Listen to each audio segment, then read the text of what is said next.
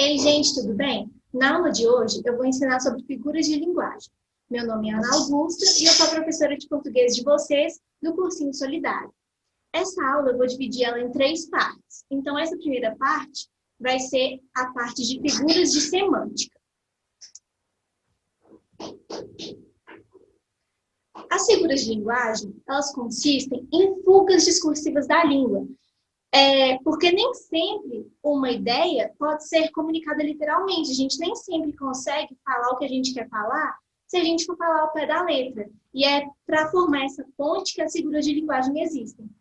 A criatividade humana, permite uma comunicação fluida e muitas vezes não se adapta à literalidade ou à realidade palpável do mundo. Então, a gente precisa dessa coisa mais maleável que a figura de linguagem da nossa linguagem portuguesa, nossa língua portuguesa. Para que todas as possibilidades sejam alcançadas, ou seja, tudo que a gente quer falar, o jeito que a gente quer falar, seja alcançado do jeito que a gente objetiva, a gente precisa de 3 tipos de figuras de linguagem. Nós temos as figuras de semântica, que serão apresentadas nesse vídeo, temos as figuras de sintaxe, que serão no próximo, e as figuras de som e fonética, que serão no último vídeo. Cada uma dessas classificações possui subdivisões com particularidades, cada qual com uma diferente finalidade, para que se possibilite a expressão das mais variadas intenções dos enunciadores. Então, cada uma delas tem um foco específico, e cada um desses ramos vai focar em um tipo de comunicação. O que é a figura de linguagem, A figura de linguagem, como eu já falei, são recursos expressivos empregados para gerar efeitos nos discursos, o que amplia a ideia que se pretende passar, que não seria possível se a gente falasse na linguagem literal. Esses recursos podem dar o efeito de exagero, ausência, similaridade, lirismo ou estranheza, priorizando a alteração da construção das sentenças, ou a semântica ou a sonoridade.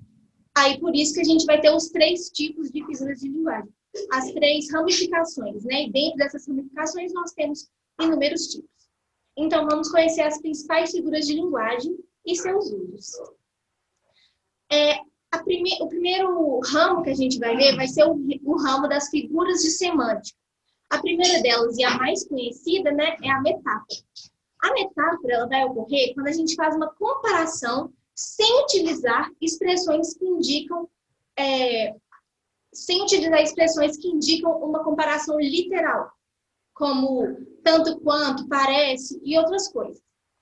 Por exemplo, se eu falar, você tem uma pedra dentro do peito, eu não estou querendo dizer que a pessoa tem uma pedra dentro do peito. O que eu estou querendo dizer? Eu estou querendo dizer que o coração dela, que é o que fica dentro do peito, é tão duro, é tão frio, insensível, quanto uma pedra. Então, a metáfora vai dizer uma coisa, significando outra. Ela vai tirar o significado, por exemplo, da pedra, que tem aquele significado da insensibilidade, de algo duro, e vai trazer para um significado mais conotativo, que é da insensibilidade, e vai passar isso para o coração, que é como se o coração fosse aquela pedra que está dentro da gente, dentro do nosso peito,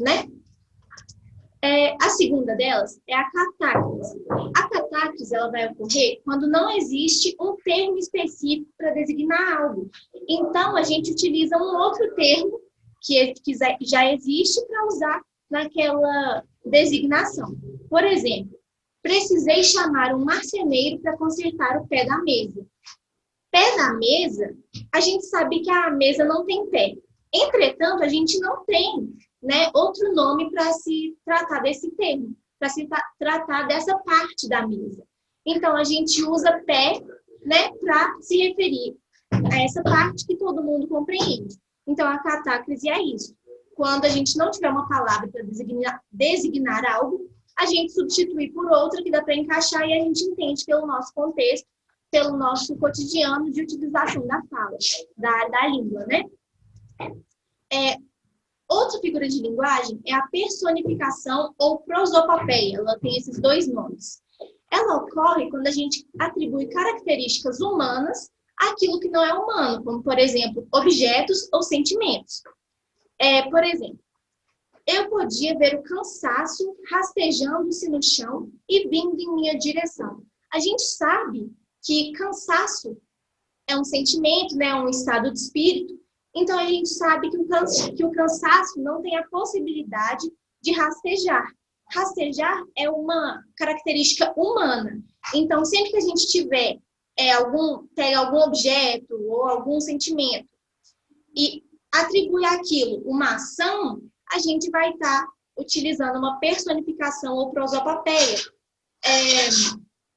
Se eu falasse, por exemplo, as janelas dançam com o vento. Quando eu falo isso, a gente tem uma personificação, porque janela não tem a capacidade de dançar, porque janela é um objeto inanimado. Então, é isso que a personificação faz. Outra que nós temos é a sinestesia. A sinestesia ela vai acontecer quando a gente constrói uma expressão que mistura duas sensações diferentes entre aquelas que são percebidas pelos nossos órgãos sensoriais. Por exemplo, tinha olhos bem pretos, quentes e doces. Quando a gente fala de quente, a gente está pensando no tato, né? Que a gente sente que está quente. Ou até mesmo no sentimento, né, que a gente tem no corpo, na sensação. Doce é a ver com paladar. E preto, a gente identifica a cor pelos olhos, né? Então, aqui a gente está misturando sensações dos nossos órgãos sensoriais, mas a gente consegue entender o que está querendo dizer nessa frase, né? Porque tem um significado conotativo. Então, sempre que tiver essa mistura de sensações, a gente vai ter a sinestesia.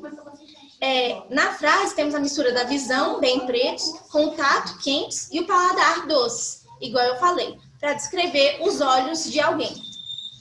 A gradação. A gradação ela vai acontecer quando a gente utiliza uma sequência de palavras que, de forma gradativa, intensifica uma ideia. Por exemplo, estava muito frio, congelando, uma temperatura glacial.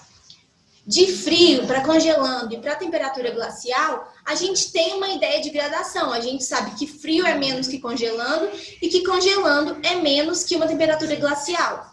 Então, a gente vai do menor para o maior, a gente vai aumentando, né, gradativamente essa sequenciação para a gente entender que realmente está muito frio. É para a gente intensificar aquela compreensão. Outra que nós temos é a metonímia. A metonímia ela vai acontecer quando substitui um termo por outro. Essa substituição vai ser feita pela proximidade de referência entre os dois termos. Às vezes, né, é como se fosse parte pelo todo, né? Por exemplo, comeu o prato todo. A gente sabe aqui que quando a gente fala comeu o prato todo, não quer dizer que a pessoa pegou o prato e comeu. Quer dizer que ela comeu a comida que estava no prato. Ela comeu tudo que estava ali naquele prato. Então, a gente sabe que o termo prato, nesse caso, está substituindo o termo comida. Então, o todo seria, né, a comida com o prato, mas o prato ali está representando só a comida, que é uma parte. Então, prato substitui a comida. Então, a gente tem aqui essa relação de metonímia. Outro exemplo aqui. A metonímia também vai ocorrer com a omissão de termos subentendidos por outros. Por exemplo, adoro ouvir Caetano Veloso. A gente sabe que quando você fala adoro ouvir Caetano Veloso, você não está querendo dizer que você adora ouvir Caetano Veloso. Você está querendo dizer que você adora ouvir a música do Caetano Veloso, as músicas dele. Então, aqui a gente tem uma metonímia. Por quê? Porque a gente pegou Caetano Veloso para representar o todo, que é músicas do Caetano Veloso. Outra bem conhecida, né, que a gente utiliza muito, é a ironia. A ironia, ela vai acontecer quando a gente expressa uma ideia por meio de uma construção que diz literalmente o oposto do que a gente quer dizer.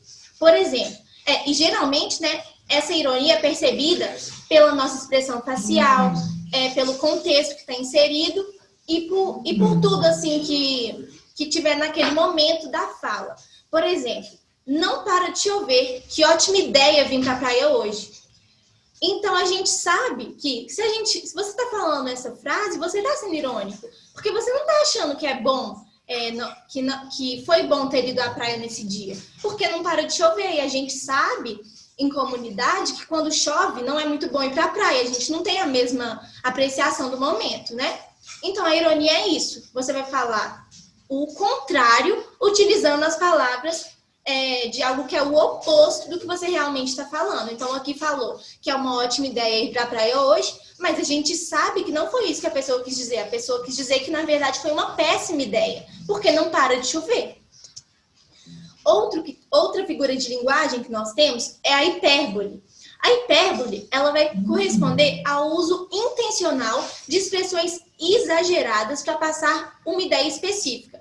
Por exemplo, que demora, estou esperando há séculos. Quando você fala há séculos, é óbvio que você não quer dizer que você está esperando literalmente há séculos, porque literalmente ninguém vive esse tempo todo, né? Mas quando você fala há séculos, quer dizer que você combinou um horário com a pessoa e que ela tá ali, que você tá ali esperando ela há muito tempo. E aí você coloca esse há séculos para a pessoa ficar, nossa, poxa, desculpa, eu atrasei mesmo e tal, sabe? Então, a gente usa esse exagero intencional justamente para intensificar a nossa fala. Outro exemplo de figura de linguagem é o eufemismo. O eufemismo vai acontecer quando a gente utiliza expressões para atenuar uma ideia que é tida como agressiva ou desagradável. Por exemplo, ele estava muito doente e acabou batendo as botas. Quando a gente fala batendo as botas, é um eufemismo para morte. Por quê? A gente sabe que falar sobre morte é um assunto muito delicado, é uma coisa agressiva de se ouvir, é uma coisa desagradável de comunicar para os outros. Então, a gente usa outras expressões para a frase ficar mais leve. E aqui, no caso, a gente usou batendo as botas para representar a morte, né? Então, o eufemismo é isso, você vai usar uma expressão mais delicada para lidar com alguma coisa que é mais agressiva ou desagradável. Outra figura de linguagem é a antítese. A antítese ela vai acontecer quando você usa duas palavras ou ideias com significados opostos. Por exemplo, quem ama o feio, bonito lhe parece. Aqui a gente tem que feio e bonito são opostos. Então, a gente tem uma antítese, né, porque eles estão sendo utilizados na mesma frase, para se referir ao mesmo referente ali, né? Quem ama o feio, bonito lhe parece. A pessoa, por exemplo, se for eu que estou amando, a pessoa que eu amo é considerada feia para muitos, mas para mim a pessoa é bonita. Então, aqui a gente tem a antítese, porque são duas ideias opostas se referindo à mesma coisa. No caso, a pessoa que eu amo, nesse caso. Na frase, feio e bonito são ideias opostas, mas utilizados em conjunto para passar o pensamento desse ditado popular. Se alguém ama uma pessoa considerada feia, tal pessoa será considerada bonita pelo ser que a ama, que foi o que eu acabei de falar. Se fosse o caso, se alguém que eu amo, se todo mundo acha feia, eu acho ela bonita. Então, a gente tem uma antítese pelas ideias opostas.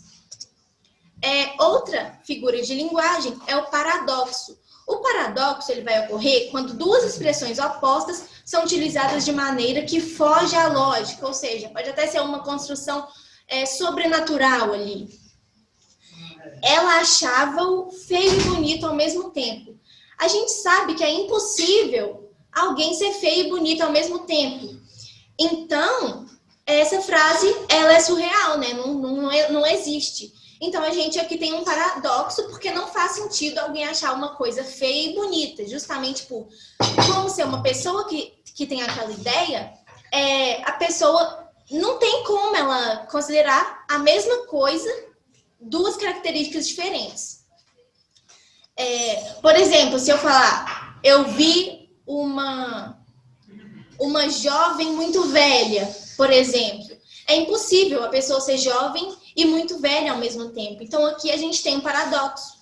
Só lembrando que o paradoxo é diferente da antítese. A antítese são termos opostos que são usados numa frase, mas que eles não estão fugindo à lógica. Eles podem ser usados ali naquela frase, mas o paradoxo, eles não podem ser usados, porque fica impraticável, né? É uma coisa que não tem como acontecer. Então, gente, essa foi a primeira parte da aula. Aí eu vou postar mais a segunda e a terceira com os outros tipos de figuras de linguagem. Espero que vocês gostem, vou postar o exercício para vocês, e aí vocês fazem para treinar para a matéria.